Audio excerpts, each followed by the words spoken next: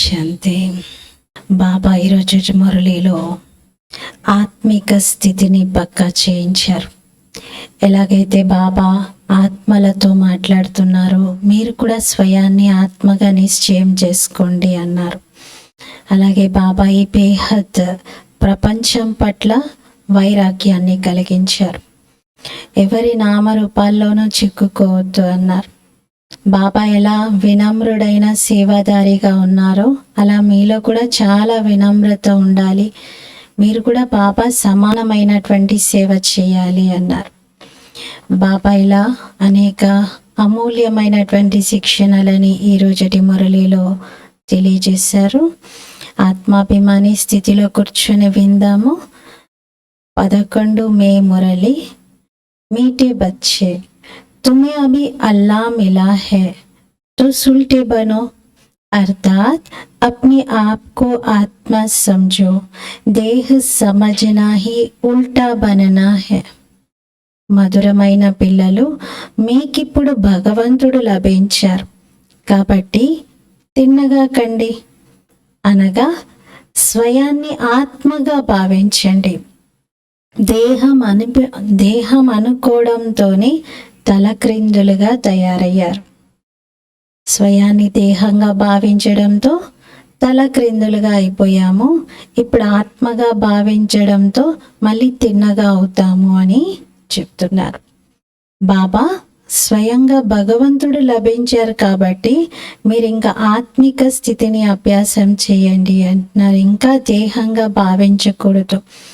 దేహ అభిమానము మనల్ని తలక్రిందులుగా వేలాడినట్టు చేస్తుంది. ఆ స్థితి చాలా దుఃఖాన్ని కలిగిస్తుంది. అది కొంతసేపు చాలా సంతోషంగా ఆనందంగా అనుభవం చేయవచ్చేమో. ఈ విధంగా ఆటలో కూడా తలక్రిందులుగా వేలాడి కొన్ని ఆటలు ఆడతారు. కాసేపటి కోసం అది బాగుంటుంది, కానీ అది సదాకాల దుఃఖాన్ని కలిగిస్తుంది. ఎక్కువ సమయం అందులోనే ఉండలేం. అందుకని బాబా అన్న స్వయాన్ని ఆత్మగా భావించండి. प्रश्न, किसी एक बात को समझने वाले बेहद के वैरागी बन सकते हैं. ఏ ఒక్క విషయాన్ని అర్థం చేసుకునేవారు అనంతమైన వైరాగిగా కాగలుగుతారు. జవాబు, పురానీ దునియా హోప్లెస్ है, कब्रिस्तान बनना है. यह बात समझ ली तो बेहद के वैरागी बन सकते हैं. ఈ పాత ప్రపంచం ఇప్పుడు హోప్లెస్గా ఉంది, శ్మశానంగా తయారవ్వనుంది. ఈ విషయం బాగా అర్థమైంది అంటే అనంతమైన వైరాగిగా కాగలుగుతారు. మీకు తెలుసు, ఇప్పుడు కొత్త ప్రపంచ స్థాపన జరుగుతుంది. ఇస్ రుద్ర జ్ఞాన్ యజ్ఞమే సారీ పురాణీ దునియా స్వాహ హోనీ హై. ఈ రుద్ర జ్ఞాన యజ్ఞంలో మొత్తం పాత ప్రపంచమంతా స్వాహ అయ్యేది ఉంది. యహీ ఎక్ బాత్ తుమ్హే బేహద్ కా వైరాగి బనా దేగి. ఈ ఒక్క విషయమే మిమ్మల్ని అనంతమైన వైరాగిగా చేస్తుంది. తుమారీ దిల్ ఇస్ కబ్రస్థాన్ సే నికల్ గయి హై. మీ మనసు ఈ శ్మశాన వాటిక నుండి దూరమైంది. ఇంకా మీ మనసులో ఇక్కడే ఉండాలి, ఇక్కడే అన్నీ సమకూర్చుకోవాలి అని మీకు అలాంటి ఆలోచన ఏమీ లేదు. ఇక్కడ నుండి వెళ్ళిపోతే మీకు దుఃఖం ఏమీ లేదు, మీకు చాలా సంతోషం ఉంది. ఎందుకంటే మీ మనస్సు అంతా కొత్త ప్రపంచంతో ఏర్పడింది ఇప్పుడు. ఓం శాంతి. यूं तो है डबल ओम शांति क्योंकि दो आत्माएं है. చెప్పాలంటే 2 సార్లు డబల్ ఓం శాంతి అనాలి, ఎందుకంటే ఇద్దరు ఆత్మలు ఉన్నారు కదా. దోనో ఆత్మాओं का స్వధర్మ హే శాంత్. ఇద్దరు ఆత్మల స్వధర్మము శాంతి. बाप का भी स्वधर्म है शांत. बच्चे वहाँ शांति में रहते हैं. తండ్రి స్వధర్మం కూడా శాంతియే. పిల్లలు అక్కడ శాంతిలో ఉంటారు. ఎక్కడ? సత్యయుగంలో సుఖము శాంతి 2 ఉంటాయి. ఇక మన ఇల్లైన పరంధామంలో అయితే పూర్తి శాంతిలో ఉంటాం. ఉస్కో కహా హి జాతా హే శాంతిధామ్. ఆ పరంధామం ఇంటిని శాంతిధామం అంటాం. బాప్ భీ వహా రేతే హే. బాబా కూడా అక్కడే ఉంటారు. బాబా అయితే సదా పావనమైన వారు. बाकी जो भी मनुष्य मात्र है वह पुनर्जन्म ले अपवित्र बनते हैं. మిగతా మానవ మాతృలు ఎవరైతే ఉన్నారో వారు పునర్జన్మలను తీసుకుంటూ అపవిత్రంగా అవుతారు. బాప్ బచ్చోं को कहते हैं बच्चे अपने को आत्मा समझो. తండ్రి పిల్లలతో చెప్తున్నారు, పిల్లలు స్వయాన్ని ఆత్మగా భావించండి. आत्मा जानती है परम पिता परमात्मा ज्ञान का सागर है, शांति का सागर है, उनकी महिमा है ना. ఆత్మకి అర్థమవుతుంది పరంపిత పరమాత్ముడు జ్ఞాన సాగరుడు, శాంతి సాగరుడు, వారిదే ఇంత గొప్ప మహిమ ఉంది అని. వह सर्व का बाप है और सर्व का सद्गति दाता भी है. వారు సర్వులకు తండ్రి, అలాగే సర్వులకు సద్గతి దాత కూడా. తో సభీ కా బాప్ కే వర్సే పర్ హక్ జరూర్ లగ్తా హై. మరి అందరికీ తండ్రిచ్చే వారసత్వం పైన హక్కు తప్పనిసరిగా ఉంటుంది. తండ్రి నుండి వారసత్వం రూపంలో ఏం లభిస్తుంది? మరి బచ్చే జాంతే హై, పిల్లలకి తెలుసు. ఏం తెలుసు? బాబా అన్ని విషయాల్లో బచ్చే జాంతే హై, పిల్లలకి తెలుసు అని అంటారు. మరి ఏంటి? బాబా వారసత్వంగా మనకి ఏమి ఇస్తున్నారు? తండ్రి దగ్గర ఏది ఉంటే అదే తన పిల్లలకి వారసత్వంగా ఇస్తారు. ఇది మనకి తెలిసిన విషయం కదా. శివబాబా ఏమంటారు? నేను స్వర్గ రచయితను, స్వర్గంను రచిస్తాను. మరి పిల్లలకి ఏమి ఇస్తారు? స్వర్గ వారసత్వమే ఇస్తారు కదా. మరి అది కూడా ఎక్కడ ఇవ్వాలి? స్వర్గానికి వెళ్ళాక ఇవ్వడం ఉండదు, ఇక్కడే నరకంలోని స్వర్గం యొక్క వారసత్వాన్ని బాబా ఇస్తారు. అందుకే ఇక్కడ కూడా ఒక జన్మంతా మనము జీవనముక్త స్థితిని అనుభవం చేసుకుంటూ ఉంటాం. నరక వర్ష దియా హే రావణ్ణే, నరకం యొక్క వారసత్వం ఇచ్చింది రావణుడు. ఈ సమయంలో అయితే అందరూ నరకవాసిగానే ఉన్నారు. ఈ దుఃఖం యొక్క వారసత్వాన్ని రావణుడే ఇచ్చి ఉండాలి. నరక और స్వర్గ్ दोनों है, ये कौन सुनते हैं? నరకము స్వర్గము రెండు ఉన్నాయి. మరి ఇది ఎవరు వింటున్నారు? ఆత్మ. అజ్ఞాన కాలంలో అన్ని ఆత్మే చేస్తుంది అని అన్నారు కదా. కానీ దేహాభిమానం కారణంగా తనని తాను శరీరంగా భావించుకుంటూ వచ్చారు. మన స్వధర్మం అయితే శాంతి, ఇది మరచిపోతూ ఉంటారు.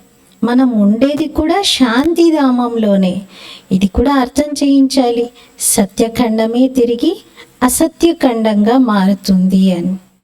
భారతదేశం సత్యఖండంగా ఉండేది, మళ్ళీ రావణ రాజ్యం అసత్యఖండంగా మారుతుంది. ఇదైతే కామన్ విషయం కదా. మనుషులు ఎందుకు అర్థం చేసుకోవటం లేదు? ఎందుకంటే ఆత్మ తమో ప్రధానంగా మారింది, ఆత్మ రాతి బుద్ధిగా మారింది. అలా తమో ప్రధానంగా ఉన్నటువంటి ఆత్మని పత్తర్ బుద్ధి అంటారు బాబా. భారతదేశాన్ని ఎవరైతే స్వర్గంగా తయారు చేశారో, పూజ్యులుగా తయారు చేశారో, వారినే పూజారిగా అయ్యాక నిందించడం మొదలు పెట్టారు. పూజ్య స్థితిలో మనం ఏమీ అనలేదు, మర్చిపోయే ఉన్నాం బాబాని. బాబా గురించి తప్పుడు ప్రచారం కూడా చేయలేదు.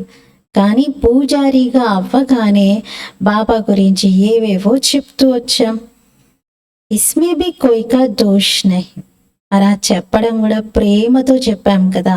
బాబా పట్ల చాలా స్నేహంతో చెప్పాము.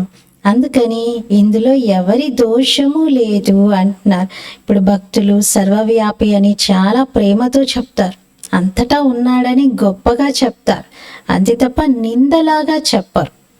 అందుకని బాబా అంటారు వాళ్ళ దోషం ఏమీ లేదు. బాబా పిల్లలకి అర్థం చేయిస్తున్నారు. ఈ డ్రామా ఎలా తయారైందో చూడండి. పూజ్యులుగా ఉన్న మీరు ఎలా పూజారిగా అవుతారు? బాబా అర్థం చేయిస్తున్నారు. నేటికి 5000 సంవత్సరాల పూర్వము భారతదేశంలో ఆది సనాతన దేవీ దేవతా ధర్మం ఉండేది. అది నిన్నటి విషయమే. కానీ మనుషులు పూర్తిగా మర్చిపోయారు. ఎందుకంటే లక్షల సంవత్సరాలైంది అనుకున్నారు కదా. అందుకని ముందే ఒక థాట్, లక్షల సంవత్సరాలది ఎవరికి గుర్తుంటుంది? అంతే, ఇంకా పూర్తి విస్మృతిలోనే జీవిస్తూ ఉన్నారు. ఈ శాస్త్రాలు మొదలైనవన్నీ కూడా భక్తి మార్గంలోనే కూర్చొని తయారు చేశారు. శాస్త్రాలు ఉన్నది కూడా భక్తి మార్గం కొరకే, జ్ఞాన మార్గం కొరకు అవసరమే లేదవి. జ్ఞాన మార్గానికి ఒక శాస్త్రమే తయారు కాదు. బాబా కల్పం వచ్చి పిల్లలకి నాలెడ్జ్ని ఇస్తారు. దేవతా పదవి కోసం బాబా చదివేస్తున్నారు. తర్వాత ఈ జ్ఞానం ప్రాయలోపం అయిపోతుంది. సత్యుగంలో అయితే ఇలాంటి శాస్త్రాలు ఏమీ ఉండవు. ఎందుకంటే అక్కడ మీరు జ్ఞానం యొక్క ప్రాలబ్ధాన్ని పొందుతారు. 21 జన్మల కోసం అనంతమైన తండ్రి నుండి అనంతమైన వారసత్వం లభిస్తుంది. తర్వాత రావణుని వారసత్వం లభిస్తుంది. రావణుడిచ్చే వారసత్వం అల్పకాలికంగానే ఉంటుంది. సన్యాసులు దానినే కాకిరెట్టతో సమానమైన సుఖమని అన్నారు. దుఃఖమే దుఃఖం ఉంటుంది. దీని పేరే దుఃఖధామం. కలియుగానికి ముందు ద్వాపరయుగం, దాన్ని ఏమనాలి మరి? కలియుగం ఫుల్ దుఃఖధామం, ద్వాపరయుగాన్ని ఏమనాలి? సెమీ దుఃఖధామం అంటున్నారు. ఇదైతే ఫైనల్ దుఃఖధామం కలియుగం. ఆత్మనే 84 జన్మలు తీసుకుంటుంది, క్రిందకు వస్తూ ఉంటుంది. బాబా మెట్లు ఎక్కిస్తూ పైకి తీసుకెళ్తూ ఉంటారు. ఎందుకంటే చక్రంలో మళ్ళీ తిరగడం అవసరం కదా, చక్రం ఆగదు కదా. కాలచక్రంలో తిరుగుతూ ఉన్నాం కాబట్టి ఇప్పుడు పైకి ఎక్కుతున్నాం. కొత్త ప్రపంచం ఒకప్పుడు ఉండేది. దేవీ దేవతల యొక్క రాజ్యం ఉండేది. దుఃఖము, బాధలు, వాటి గుర్తులు కూడా ఉండేవి కాదు. దుఃఖం, అశాంతి యొక్క చిహ్నాలు కూడా లేవు. అంటే సత్యుగంలో హిస్టరీ కూడా చెరిగిపోతుంది. ఒకప్పుడు ఇంత దుఃఖంలో మనుషులు ఉండేవారు అనేటువంటి విషయం కూడా ఎవ్వరికీ తెలియదు. ఎక్కడ రాసి ఉండదు. ఎక్కడ ప్రకృతిలో కానీ, గోడల్లో కానీ, ఇంకే రూపంలో కట్టడాలలో కానీ ఏ రకంగా కూడా వాటి గుర్తులు కూడా మిగలవు. మరి ఇది మామూలు విషయం కాదు. ఇప్పుడైతే సత్యుగం యొక్క ఆనవాళ్ళు మనకి కొన్ని కనబడుతున్నాయి. అంటే వాటి యొక్క గుర్తులు కనబడుతున్నాయి. కానీ విచిత్రం చూడండి, ఈ కలియుగం యొక్క ఆనవాళ్ళు లేదా కలియుగం యొక్క రూపురేఖలు, గుర్తులు, చిహ్నాలు ఒక్కటంటే ఒక్కటి కూడా సత్యయుగంలో ఉండవు. కనీసం దుఃఖం అనే పదం కూడా ఉండదు. హిస్టరీ అంతా ఎరేజ్ అయిపోయినట్టుగా ఉంటుంది. అక్కడ పూర్వపు హిస్టరీ ఏది ఉండదు. చాలా సుఖంగా, సంతోషంగా ఉంటారు. అందుకే చూపించారు, పులి, మేక ఒకే చోట నీళ్లు తాగుతూ ఉంటాయి అని. అక్కడ హింస యొక్క విషయమే ఉండదు. అహింస పరమో దేవీ దేవతా ధర్మం అని అంటారు. ఇక్కడైతే హింస ఉంది. మొట్టమొదటి హింస కామ వికారం నడిపించటం. సత్యుగంలో వికారాలు ఉండవు. ఎవ్వరూ వికారాలకు వశం అవ్వరు. అక్కడ వికారీగానే అవ్వరు. వారి మహిమ అయితే చాలా ఉన్నతమైనది. లక్ష్మీనారాయణల మహిమను పాడుతూ ఉంటారు కదా, మీరే సర్వగుణ సంపన్నులు, సంపూర్ణ నిర్వికారి అని. ఇది కలియుగం. ఇది ఐరన్ ఏజ్డ్ వరల్డ్. దీన్ని గోల్డెన్ ఏజ్డ్ అని అనడానికి లేదు. ఇక్కడ అసలు గోల్డెన్ ఏజే కాదు ఇది. ఇక్కడ గోల్డెన్ జూబ్లీలు జరుపుకోవచ్చు సంవత్సరాలకి, కాలానికి, కానీ గోల్డెన్ ఏజ్ కాదు ఇది. డ్రామా అలా తయారయ్యి ఉంది. సత్యుగాన్ని శివాలయం అంటారు. అక్కడందరూ పావనమైన వారే, వారి చిత్రాలే ఉన్నాయి. శివాలయాన్ని తయారు చేసేవారు శివబాబా. మరి శివబాబా చిత్రం కూడా ఉంది కదా. వారైతే సదా పావనంగానే ఉంటారు. భక్తి మార్గంలో వారికి అనేక నామాలను ఇచ్చేశారు. అని చాలా పేర్లు పెట్టేశారు. వాస్తవంగా పేరైతే ఒక్కటే ఉంది. బాబాకు తన శరీరం లేదు, కానీ ఆత్మకే పేరుంది. బాబా స్వయంగా చెప్తారు, నా పరిచయాన్ని నేనే ఇవ్వగలుగుతాను. నా పరిచయంతో పాటుగా రచన యొక్క ఆది మధ్యాంతాల జ్ఞానాన్ని కూడా నేనే వినిపించడానికి రావాల్సి వస్తుంది. నేను వచ్చి మీ సేవ చెయ్యాల్సి వస్తుంది అంటున్నారు. తుమ్హి ముజే బులాతే హో హే పతిత్ పావన్ ఆవో. మీరే నన్ను పిలుస్తూ ఉన్నారు, ఓ పతిత పావన రండి అని. సత్యుగంలో అయితే ఇలా పిలవరు కదా. ఈ సమయంలో అందరూ పిలుస్తూ ఉన్నారు, ఎందుకంటే వినాశనం ఎదురుగా ఉంది. భారతవాసీలకు తెలుసు, ఏ వహీ మహాభారత్ లడాయి హే, ఇది ఖచ్చితంగా అదే మహాభారత యుద్ధము అని కనబడుతుంది. फिर आदि सनातन देवी देवता धर्म की स्थापना होती है. తర్వాత ఆది సనాతన దేవీ దేవత ధర్మం యొక్క స్థాపన జరుగుతుంది. బాబా కూడా చెప్తున్నారు, నేను రాజాది రాజులుగా తయారు చేసేందుకే వచ్చాను అని. ఈ రోజుల్లో అయితే మహారాజా, చక్రవర్తి ఇలా ఎవరు లేనే లేరు. రాజులు అనేటువంటి టైటిల్ కొందరు తీసుకుంటున్నారు, కానీ రాజులకు రాజుగా ఉండే మహారాజు కానీ చక్రవర్తి కానీ ఎవరూ లేరు. ఇప్పుడంతా ప్రజల పైన ప్రజల రాజ్యం. పిల్లలకు అర్థమవుతుంది, మేము భారతవాసీలము సాల్వెంట్గా ఉండేవారిమి, సంపూర్ణ నిర్వికారిగా పవిత్రంగా ఉండేవారిమి, వజ్ర వైడూర్యాల మెహల్లలో ఉండేవారిమి. కొత్త ప్రపంచం ఉండేది, అదే ఇప్పుడు పాతబడింది. ప్రతి వస్తువు ఇక్కడ పాతదే అంటున్నారు. ఎలా అయితే సృష్టి నియమం ఇది, ఒక వస్తువు కొత్తగా ఉంది అంటే కొంతకాలం తర్వాత అది న్యాచురల్గా పాతబడిపోతుంది. అలాగే మొత్తం సృష్టి కూడా, సత్యుగం కూడా పాతబడిపోతుంది. ఏదైనా కొత్త ఇల్లు కట్టారనుకోండి, కొద్ది రోజులు కొత్తగా ఉంటుంది, తర్వాత రోజులు గడుస్తున్న కొలది అది పాతబడిపోతూ ఉంటుంది, ఆయుష్ తగ్గిపోతుంది అంటున్నారు. కహా జాయేగా, ये नया है, ये आधा पुराना है, ये మద్యం है.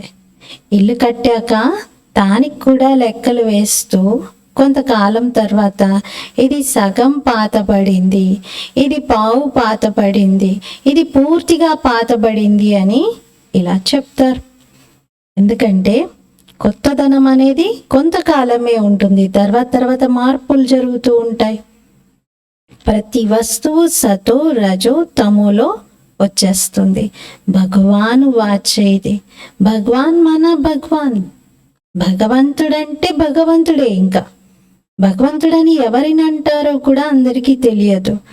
రాజారాణి అయితే ఎవరు లేరు కదా ఇక్కడ ఉన్నదే ప్రెసిడెంట్, ప్రైమ్ మినిస్టర్ మరియు చాలా మంది లిస్ట్ ఆఫ్ మినిస్టర్స్. చాలా పెద్ద క్యాబినెట్ ఉంది మినిస్టర్స్ది. సత్యుగంలో అయితే యథా రాజా రాణి తథా ప్రజ. ఫరక్ తో బాప్నే బతాయా హై. తేడా అయితే బాబా తెలియజేస్తారు.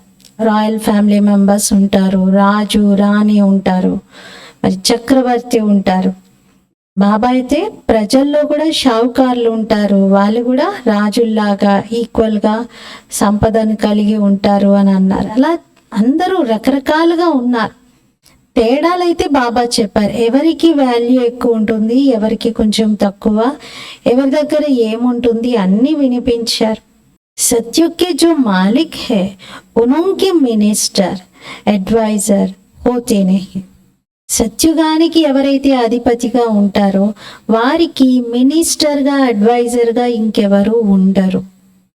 దర్కార్ నహీ, అవసరం లేదు అంటున్నారు. ఇస్ సమయ హీ శివబాబా సే తాకత్ ప్రాప్త్ కర్ వహ పద్ పాతే హై. ఈ సమయంలోనే శివబాబా నుండి శక్తిని తీసుకొని వారు ఆ పదవిని పొందుతారు.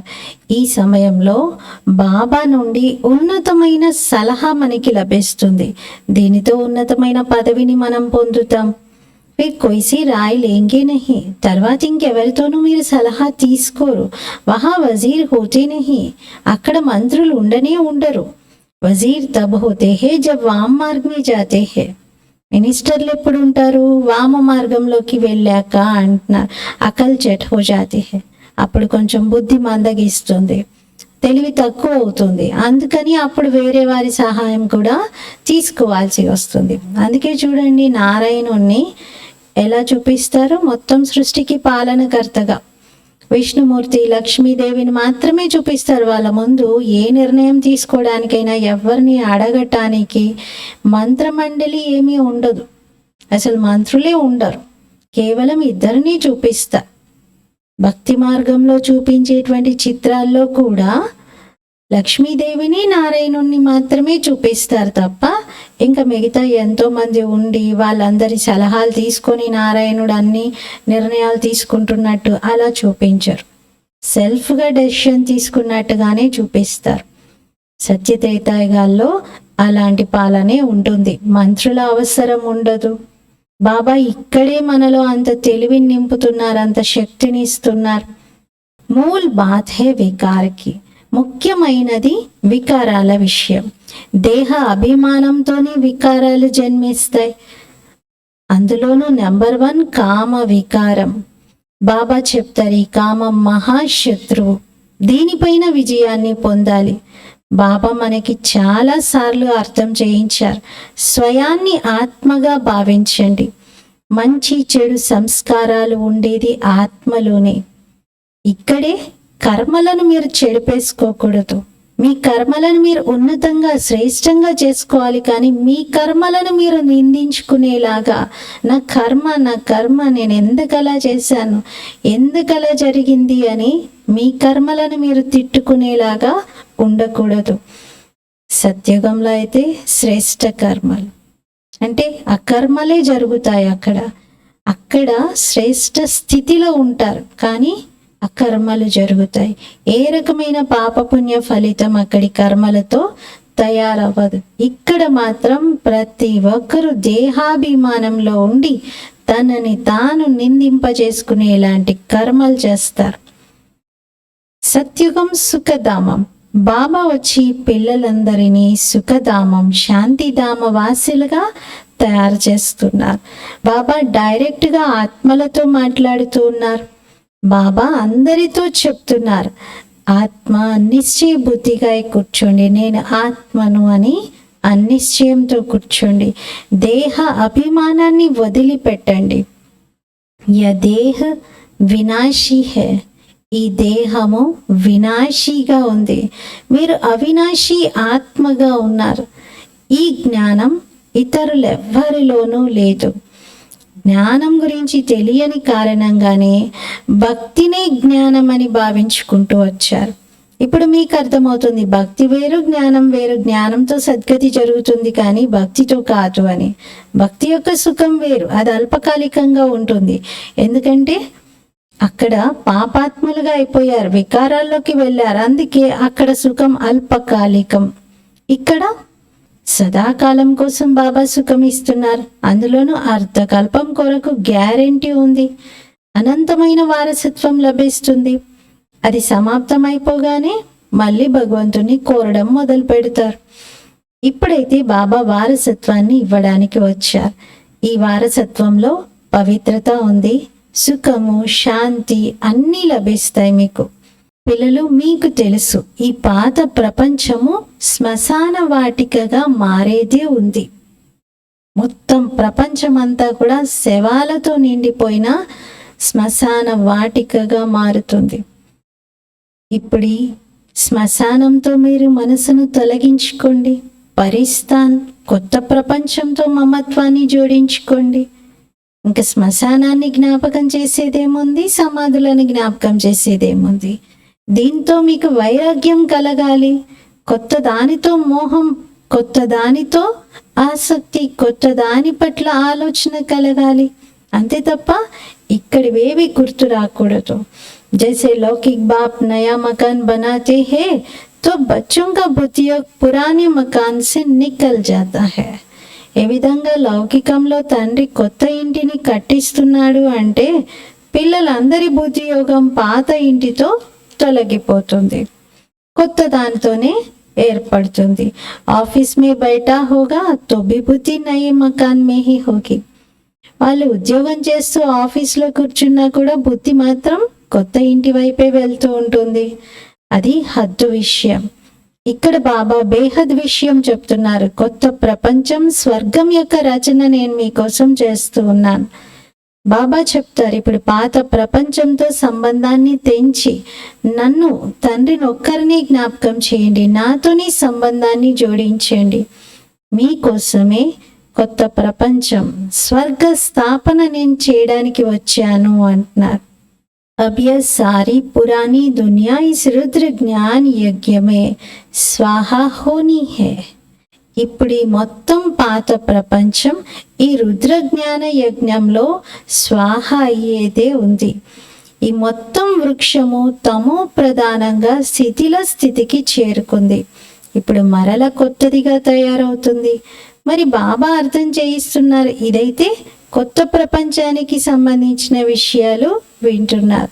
మనుషులకు జబ్బు చేసినప్పుడు హోప్లెస్గా ఉన్నారు ఇంకా అని చెప్పుకుంటారు కదా, ఇంకా కష్టమే, ఇంకా బతకడం కష్టమే, ఇప్పుడు హోప్లెస్, కంప్లీట్ హోప్లెస్, డాక్టర్ చెప్పేశారు వెంటిలేటర్ పైన పెట్టేశారు అంటారు. మరి ఇప్పుడు ప్రపంచానికి కూడా వెంటిలేటర్ పెట్టారు, మొత్తం గ్లోబ్కే వెంటిలేటర్ ఉంది. ఇప్పుడు హోప్లెస్ స్థితిలో ఉంది. కబ్రిస్తాన్ బన్నా హే ఫిర్ ఇన్కో యాద్ క్యూ కర్నా చాహియే. ఇది శ్మశానంగా మారేది ఉంది అని తెలిసాక కూడా దీన్నెందుకు జ్ఞాపకం చేయడం? ఇక్కడ అనంతమైన సన్యాసం చేయాలి.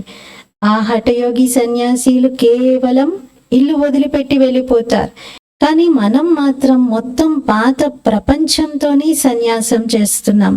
పాత ప్రపంచం నుండి మళ్ళీ ఇది కొత్త ప్రపంచంగా మారుతుంది. బాబా అంటున్నారు, హమ్తో ఒబీడియంట్ సర్వెంట్ హూ, నేనైతే మీకు విధేయుడైన వినమ్రుడైన సేవాధారిని. నేను పిల్లల సేవలోనే వచ్చాను. मैं बच्चों की सर्विस में आया हूँ. मुझे बुलाया है, हम పతిత్ బన్ గయే హే. నన్ను పిలిచారు మీరు, మేము పతితంగా అయిపోయాము అని. ఆ పతిత్ దునియా और పతిత్ శరీర్ మే आओ. ఇప్పుడు మేం పతితంగా అయ్యాం కాబట్టి భగవంతుని ఏమని పిలిచారు, మీరు పతిత ప్రపంచంలో పతిత శరీరంలోకి రండి అని అన్నారు. నిమంత్రణ దేకో కైసే దేతే హే. చూడండి మీ ఇన్విటేషన్ ఎలా ఉందో అంటున్నారు. పతితంగా తయారు చేసేదేమో రావణుడు, ఆ రావణుని కాలుస్తూ ఉంటారు. ఇతడు చాలా పెద్ద శత్రువు. ఎప్పటి నుండి రావణుడు వచ్చాడో అప్పటి నుండి సృష్టిలో ఆది మధ్యాంతం దుఃఖమే లభించింది అందరికీ. విషయ సాగరంలో వికారాల్లో మునికలు వేస్తూ వచ్చారు. ఇప్పుడు బాబా అంటున్నారు, విషాన్ని వదలండి, జ్ఞాన అమృతాన్ని సేవించండి. అర్థకల్పం రావణ రాజ్యంలో వికారాల కారణంగా ఎంత దుఃఖితులుగా అయిపోయారు, ఎంత స్వార్థపూరితంగా అవుతారు అంటే ఇంకా భగవంతుణ్ణి తిట్టడం మొదలు పెడతారు. गाली भी इतनी देते हो, कमाल करते हो, जो तुमको पावन विश्व का मालिक बनाते हैं उनको सबसे जास्ती गाली देते हो. మరి ఆ తిట్టడం కూడా ఎలా తిడుతూ వచ్చారు, ఎంత నిందించారు, ఎంత అద్భుతం చేశారు మీరు అంటున్నారు. ఎందుకంటే పావనంగా తయారు చేసిన తండ్రిని, విశ్వానికి యజమానిగా తయారు చేసిన తండ్రిని అందరికంటే ఎక్కువగా నిందిస్తూ వచ్చారు. మనుషుల విషయంలో అయితే 84 లక్షల యోనులు అన్నారు, కానీ నన్నేమో సర్వవ్యాపి అని అనేశారు. ఇది కూడా డ్రామా. బాబా నవ్విస్తూ ఉన్నారు. తుమ్కో హసీ మే సమజాతే హై, మీకు జోక్గా చెప్తున్నాను అంటున్నారు. అచ్చే అథవా బురే సంస్కార్ స్వభావ్ ఆత్మకే హీ హోతే హై. బాబా రమణీకంగా వినిపిస్తున్నారు. మంచి లేక చెడు సంస్కార స్వభావాలు ఆత్మలోనే ఉంటాయి. ఆత్మే అంటుంది నేను 84 జన్మలను తీసుకుంటాను అని. ఆత్మ ఒక శరీరం విడిచి మరొకటి తీసుకుంటుంది. యబి అభి బాప్ని సమజాయా హే, ఇది కూడా ఇప్పుడు బాబాని అర్థం చేయించారు. డ్రామా ప్లాన్ అనుసారంగా బాబాని వచ్చి తలక్రిందులుగా ఉన్నటువంటి ఆత్మలను మళ్ళీ తిన్నగా చేస్తారు. मीठे मीठे बच्चों को बाप कहते हैं कि यहाँ तुम्हें उल्टे होकर नहीं बैठना है. మధురాతి మధురమైన పిల్లలతో బాబా చెప్తున్నారు, పిల్లలు ఇక్కడైతే మీరు తల క్రిందులుగా కూర్చోకూడదు, స్వయాన్ని ఆత్మగా భావించాలి. ఇప్పుడు తల క్రిందులుగా కూర్చోవడం అంటే ఏంటి? దేహంగా భావించి కూర్చోవడం. ఇప్పుడు ఏదైనా ఒక బండి నడవాలి అనుకోండి, ఒక గుర్ర బండి ఉంది అనుకుందాం. ఆ గుర్ర బండి నడవాలి అంటే బండి ముందు పెట్టి వెనకాల గుర్రాలని కట్టేశారు. ఇప్పుడు ఆ బండి నడుస్తుందా, ముందుకు వెళ్తుందా? గుర్రం వెనకాల ఉంది, ముందట బండి ఉంది. కార్ట్ ఉంది, వెనకాల హార్స్ ఉంది. అది నడవగలుగుతుందా? లేదు కదా. ముందు గుర్రాన్ని పెట్టాలి, వెనకాల అది లాక్కెళ్ళేటువంటి బండిని పెట్టాలి. ఇప్పుడు మనం ఏం చేస్తున్నాం? ముందు దేహాన్ని పెడుతున్నాం, అంటే స్వయాన్ని దేహంగా భావించుకుంటున్నాం. మరి దేహంగా భావించుకుంటే అది తల క్రిందలుగా ఉండడమే కదా. ఇప్పుడు ముందట బండిని పెట్టి వెనకాల హార్స్ని పెట్టడంతో అది ఉల్టా అని అంటాం కదా. అలాగే మనం స్వయాన్ని ఆత్మ అనే విషయాన్ని మరిచిపోయి దేహంగా భావించుకుంటూ వచ్చాం. పాపన్నర తల క్రిందులుగా వేలాడుతున్నట్టుగానే అవుతుంది. బాబా వచ్చి ఏం చేస్తున్నారు? మళ్ళీ తిన్నగా చేస్తున్నారు. అంటే స్వయాన్ని ఆత్మగా భావించండి అనే జ్ఞానాన్ని ఇస్తున్నారు. అబ్ తుమ్కో అల్లా బాప్ మిలా హే జో సుల్టా బనాతే హే. ఇప్పుడు మీకు భగవంతుడు తండ్రి లభించారు, వారే తిన్నగా చేస్తున్నారు. రావణుడేమో తల క్రిందులుగా చేస్తాడు, బాబానేమో తిన్నగా చేస్తారు. మీరు తిన్నగా నిలబడుతున్నారు ఇప్పుడు అంటున్నారు, అంటే ఆత్మగా భావించి ఉంటున్నారు. ఇదొక నాటకం. ఈ జ్ఞానం బాబానే కూర్చోబెట్టి చెప్తున్నారు. భక్తి జ్ఞానం జ్ఞానమే, భక్తి పూర్తిగా వేరు అంటారు. ఒక సరస్సు ఉండేది, అక్కడికి వెళ్ళి స్నానం చేసిన వారందరూ పర్యగా తయారవుతారు అని. మళ్ళీ ఇంకా ఏమంటారు? పార్వతికి శంకరుడు అమరకథను వినిపించాడు అంటారు. ఇప్పుడు మీరు అమరకథని వింటున్నారు. కేవలం ఒక్క పార్వతికి అమరకథ వినిపించి ఉంటారా? ఒక్కరికి వినిపిస్తే సరిపోతుందా? ఇక్కడైతే బాబా అనంతమైన విషయాన్ని చెప్తున్నారు. అమరలోకం సత్యుగం, మృత్యులోకం కలియుగం. దీన్ని ముల్ల అడవి అని అంటారు. బాబా పరిచయం అయితే ఎవరికీ లేదు. బాబా అంటారు, పరంపిత పరమాత్మ, హే భగవాన్, ఓ భగవంతుడా, ఇలా పిలుస్తూ ఉన్నారు కదా. కానీ నా పరిచయం తెలుసా మీకు అంటున్నారు. పరిచయం తెలియకుండానే అలా పిలుస్తున్నారు. ఇప్పుడు బాబా వచ్చి మళ్ళీ తిన్నగా చేస్తున్నారు. భగవంతుణ్ణి అల్లా అని అంటారు. అల్లా మనకి చదివించి అల్లానే పదవిని ఇస్తున్నారు. కానీ భగవంతుడైతే ఒక్కరే.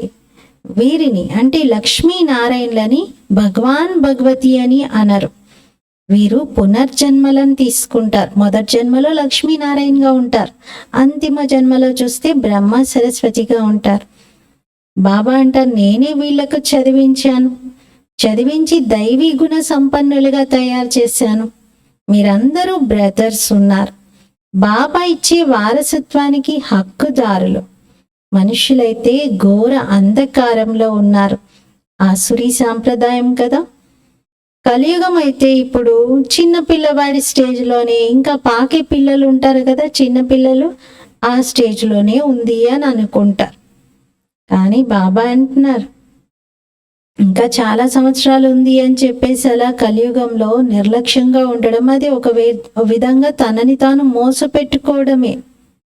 कहते हैं कलयुग तो अभी रेगड़ी पहनते हैं, छोटे बच्चे जैसे घुटने के बल पर चलना है। समझते हैं अभी बहुत वर्ष पड़े हैं, कितना अज्ञान अंधेरे में सोए पड़े हैं. ఎంత అజ్ఞాన అంధకారంలో ఉన్నారు చూడండి. ప్రపంచంలోని వాళ్ళందరూ కలియుగ అభి బచ్చా హే అంటారు. కానీ బాబా ఏమంటారు? కలియుగ అభి తోడా హి బచా హే. బచ్చా కాదు, తోడా హి బచా హే అంటారు. చిన్న పిల్లవాడిగా ఉండడం కాదు, కొద్దిగానే మిగిలి ఉంది. ఇది కూడా ఒక ఆట. ప్రకాశంలో దుఃఖం ఉండదు, అంధకారంలో రాత్రి వేళ దుఃఖం చాలా ఉంటుంది. ఇది కూడా మీకు అర్థమవుతుంది కదా, అర్థం చేయించగలుగుతారు కదా. మొట్టమొదట ప్రతి ఒక్క మానవుడికి తండ్రి పరిచయాన్ని ఇవ్వాలి. ఇద్దరు తండ్రులు ప్రతి ఒక్కరికి ఉంటారు. ఒకరేమో ఆత్మకు తండ్రి, ఇంకొకరు శరీరానికి తండ్రి. మరి శరీరం తండ్రి హద్దు తండ్రిగా పిలువబడతారు. వారు హద్దు సుఖాన్ని ఇస్తారు. అనంతమైన తండ్రి అనంతమైన సుఖాన్ని ఇస్తారు.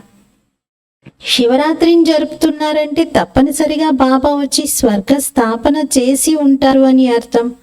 ఒకప్పుడు చేశారు, స్వర్గం గతించిపోయింది, మళ్ళీ అది చక్రంలో తిరుగుతూ ఉంటే ఇప్పుడు మన భవిష్యత్తుగా రాబోయే కాలంగా మారింది. దాన్ని ఇప్పుడు స్థాపన చేస్తూ ఉన్నారు. ఇప్పుడైతే తమో ప్రధాన ప్రపంచం నరకంగా ఉంది. డ్రామా ప్లాన్ అనుసారంగా ఎక్యురేట్ సమయం అప్పుడు బాబా వచ్చి తన పాత్రను పోషిస్తారు. ప్రతి ఆత్మ అంతే, తన ఖచ్చితమైన సమయానికే క్రిందకి రావాల్సి ఉంటుంది. ఒక సెకండ్ తేడా కూడా ఉండదు అంటారు బాబా. నేనైతే నిరాకారుణ్ణి, ముజే ముక్తో జరూర్ చాహియే, నాకు ముఖం అయితే తప్పనిసరిగా కావాలి. బేల్కా ముక్తుడే హోగా, మరి ఎద్దు ముఖం నేనేమైనా తీసుకుంటానా? నాకేమో ఎద్దును మీరు రథంగా చూపించారు, భగీరథం అంటారు దాన్ని. నేనేమైనా ఎద్దు ముఖంలో ప్రవేశించి మీతో మాట్లాడతానా అంటున్నారు బాబా. మెమ్ముక్ ఇన్కాలేత, నేను ముఖము ఇతనిదే తీసుకుంటాను, అంటే ఇతని దేహాన్ని ఆధారంగా తీసుకుంటాను, పురుష తనువులో ప్రవేశిస్తా. అందుకే అక్కడ ఎద్దును చూపించారు, కానీ అది ఎద్దు కాదు, మానవ రూపంలోనే ఉన్నటువంటి ఒక వ్యక్తి. వారి శరీరంలో బాబా ప్రవేశిస్తారు.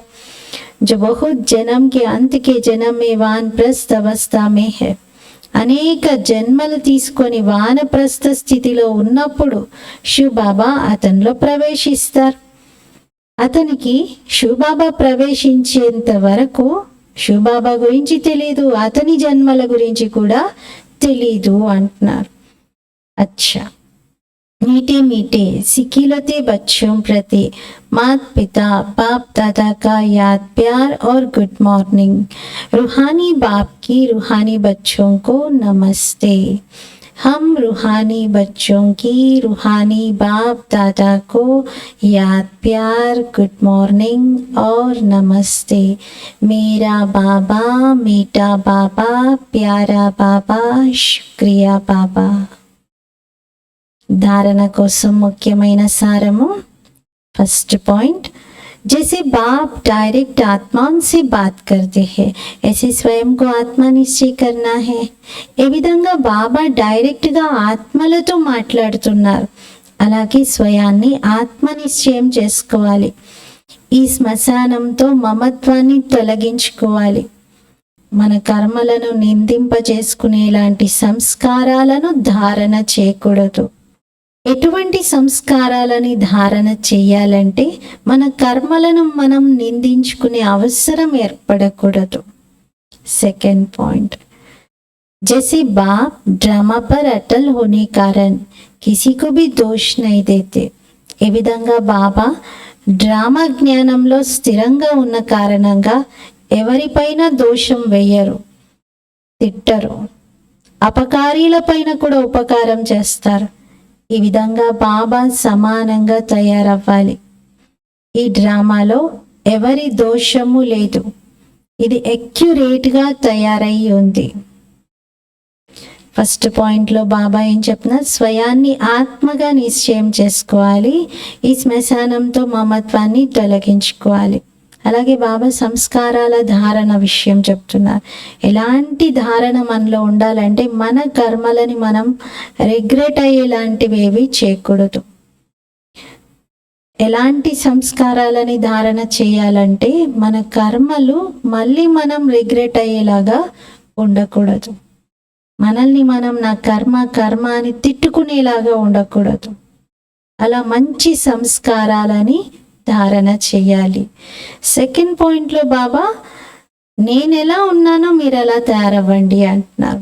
తండ్రి సమానంగా అవ్వాలి. బాబా అపకారీల పైన ఉపకారం చేస్తున్నారు. బాబాకు తెలుసు డ్రామాలో ఎవరి దోషం లేదు, అందుకే ఎవరిని ఏమన్నట్ల నన్ను ఇంత నిందించినా కూడా నేను మీకు ఉపకారమే చేస్తాను అంటారు. ఎందుకు? బాబా డ్రామా జ్ఞానంలో స్థిరంగా ఉన్నారు. డ్రామాలో ఫిక్స్ అయి ఉంది, అది ఇమిడి ఉంది, పాత్ర అది. అందుకని పిల్లలు అలా చేశారు అని భావించి బాబా మనల్ని చాలా ప్రేమ చేస్తారు. అలాగే బాబా అన్నారు, మీరు కూడా నా సమానంగా తయారు కండి, ఎవరిపై దోషం వేయకండి. एक्यूरेटగా తయారై ఉంది డ్రామా. वरदान, हर कदम में वरदाता से वरदान प्राप्त कर मेहनत से मुक्त रहने वाले अधिकारी आत्मा भव. ప్రతి అడుగులో వరదాత నుండి వరదానాలను ప్రాప్తించుకొని శ్రమ నుండి ముక్తులుగా ఉండేటువంటి అధికారి ఆత్మా భవ. వివరణ, जो है ही वरदाता के बच्चे उनको हर कदम में वरदाता से वरदान स्वतः ही मिलते हैं. ఎవరైతే వరదాత సంతానంగానే ఉంటారో వారి ప్రతి అడుగులో వరదాత నుండి వారికి వరదానాలు స్వతహాగా లభిస్తూ ఉంటాయి. వరదాన్ హి ఉన్కి పాలన హై. వరదానాలే వారికి పాలన. వరదానాల పాలనతోనే పాలింపబడుతూ ఉంటారు. बिना मेहनत के इतनी श्रेष्ठ प्राप्तियां होना इसे ही वरदान कहा जाता है. ఎటువంటి శ్రమ చెయ్యకుండానే ఇన్ని శ్రేష్టమైన ప్రాప్తులు లభించడం దీనినే వరదానం అంటారు. మరి జన్మ జన్మల ప్రాప్తికి అధికారిగా అయిపోయారు కదా. ప్రతి అడుగులో వరదాత యొక్క వరదానం మీకు లభిస్తూ ఉంది, సదా లభిస్తూనే ఉంటుంది. अधिकारी आत्मा के लिए दृष्टि से, बोल से, संबंध से वरदान ही वरदान है. అధికారి ఆత్మ కోసమైతే బాబా యొక్క దృష్టితో, బాబా మాట్లాడే మాటలతో, బాబా యొక్క సంబంధంతో అన్నింటి నుండి వరదానాలు లభిస్తూ ఉంటాయి. బాబా వారితో మాట్లాడినా అదొక వరదానం అయిపోతుంది. వారు బాబాతో ఏదైనా సంబంధం జోడించినా అదొక వరదానం అయిపోతుంది. బాబా నుండి దృష్టి తీసుకున్నా అదొక వరదానం అయిపోతుంది. అలా అధికారి ఆత్మలకు అన్ని వరదానాలే లభిస్తుంటాయి. స్లోగన్. समय की रफ्तार के प्रमाण पुरुषार्थ की रफ्तार तीव्र करो. సమయం యొక్క వేగమును అనుసరించి పురుషార్థం వేగాన్ని కూడా తీవ్రం చేయండి. సమయం చాలా వేగంగా ముందుకెళ్తుంది అని చెప్తున్నాం కదా, చూస్తూనే ఉన్నాం కాలం ఫాస్ట్గా ముందుకెళ్తున్నట్టుగా. మరి బాబా నమ్మే పురుషార్థం కూడా అంతే ఫాస్ట్గా ఉండాలి. అట్లీస్ట్ అకార్డింగ్ టు టైం అయినా ఉండాలి. యాక్చువల్గా అయితే సమయం కన్నా మనం చాలా ముందు ఉండాలి, కానీ కనీసం బాబా అన్న సమయం వేగంతో సరితూగేలాగా అయినా పురుషార్థం ఉండాలి. ఈరోజు స్వమానము, నేను అధికారి ఆత్మను. అధికారి ఆత్మ దేనికి అధికారి? వరదాత యొక్క వరదానాలను నిరంతరం ప్రాప్తించుకుంటూ శ్రమ నుండి ముక్తులుగా ఉండే అధికారి ఆత్మ. రోజంతా బాబా ఎన్ని వరదానాలు ఇచ్చారో వాటన్నింటినీ మనసులో స్మృతి చేసుకోవాలి, స్మృతిలోకి తీసుకురావాలి. ఎన్ని ఎక్కువ వరదానాలని స్మృతిలోకి తెచ్చుకుంటామో అంత మంచి అనుభవము మనకి కలుగుతూ ఉంటుంది. ఓం శాంతి.